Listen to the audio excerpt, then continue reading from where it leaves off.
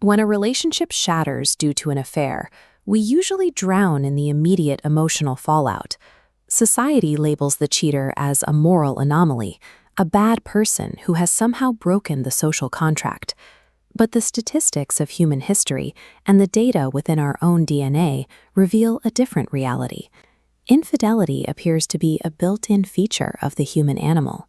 For hundreds of thousands of years, humans have operated as socially monogamous creatures to ensure tribal survival, even while our biological programming remained indifferent to those social contracts. To understand why we stray, we have to look at how love is built. Psychologist Robert Sternberg identified 3 essential ingredients: passion, intimacy, and commitment. Modern society is infected with the Disney virus, expecting perfect safety and wild passion forever. In practice, partnerships drift into companionate love, where intimacy and commitment are high, but the fire goes out. This creates a psychological paradox. Desire requires distance and the unknown to thrive, while safety is built on closeness and predictability. In a relationship, you feel safe with what you already own, but you desire what you do not have. When a partnership becomes perfectly safe, desire flatlines. Infidelity becomes a dangerous attempt to outsource the passion corner of the triangle while trying to keep the commitment intact at home. Evolution has programmed men and women with fundamentally different strategies for reproduction, leading to distinct motivations for betrayal. Evolution rewards men for distributing their genes widely.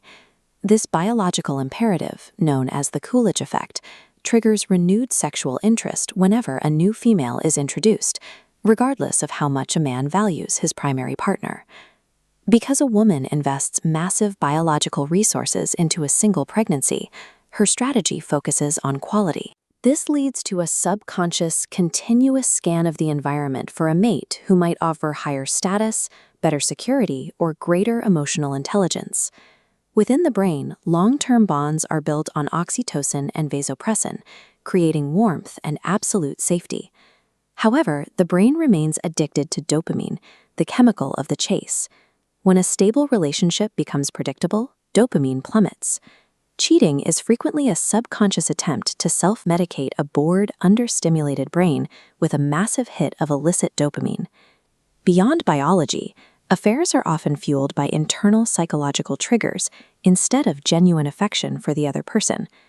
Through narcissistic projection, we fall in love with the curated, exciting, and powerful version of ourselves reflected in a stranger's eyes. In a long-term marriage, your partner sees your mundane habits, your flaws, and your daily failures. An affair offers a desperate grab for external validation, a way to feel young and desired again.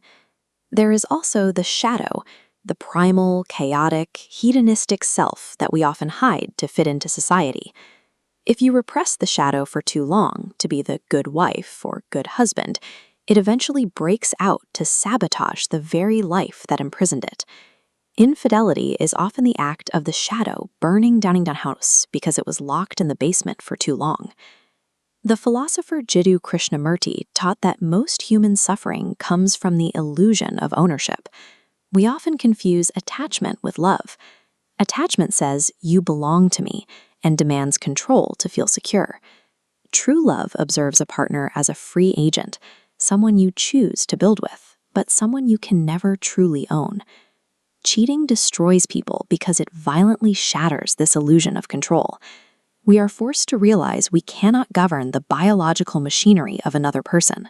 Philosophical maturity is looking at a partner, knowing they are capable of attraction to others, and building a bond so undeniably valuable that they choose to stay. Practical solutions to this paradox rely on the logic of trade-offs and game theory, rather than fairy tale fixes. Disciplined monogamy is the logical choice to accept biological boredom as the cost of admission for building an empire, a family, and a lasting legacy. You can also choose transmutation, consciously redirecting the hunter energy that seeks conquest into your life's work.